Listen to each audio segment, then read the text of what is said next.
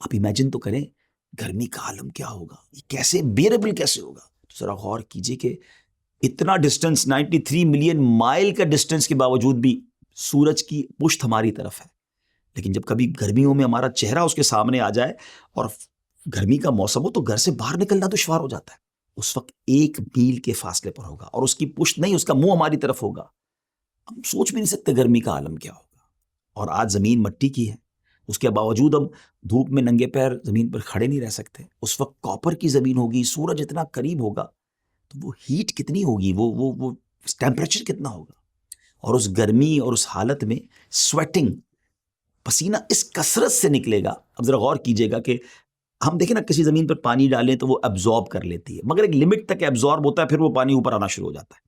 بتایا گیا اتنا پسینہ نکلے گا کہ پہلے 70 گز زمین اس پسینے کو ایبزارب کر لے گی، مگر اس کے بعد زمین میں اب یہ صلاحیت نہیں رہے گی کہ وہ کچھ اور مزید جذب کر سکے، ایبزارب کر سکے. اب وہ پسینہ زمین پر اوپر کی طرف چڑھنا شروع ہوگا. اور روایتوں میں آتا ہے کسی کے ٹخنوں تک اس کا پسینہ ہوگا، کسی کی نیز یعنی گھٹنوں تک پسینہ ہوگا، اور کسی کی کمر تک پسینہ ہوگا، کسی کے سینے تک، اور کوئی گلے تک پسینے میں ڈوبا ہوگا. اللہ اکبر. اور کافروں کے بارے میں آتا ہے، غیر مسلموں کے بارے میں آتا ہے کہ منہ تک چڑھ کر لگام کی طرح اس کا پسینہ جکڑ لے گا، جس میں وہ ڈبکیاں کھا رہا ہوگا. اور پیاس کا عالم کیا ہوگا، تھرسٹ کا عالم کیا ہوگا. آج جون جولائی کی گرمی میں پانی پی پی کے تھک جاتے ہیں، پھر بھی پیاس نہیں بجھتی، مگر قیامت کے دن حالت یہ ہوگی کہ بازوں کی زبانیں منہ سے باہر نکل آئیں گی، دل ابل کر گلے کو آ جائیں گے. العطش العطش، ہائے پیاس کی صدائیں بلند ہو رہی ہوں گی.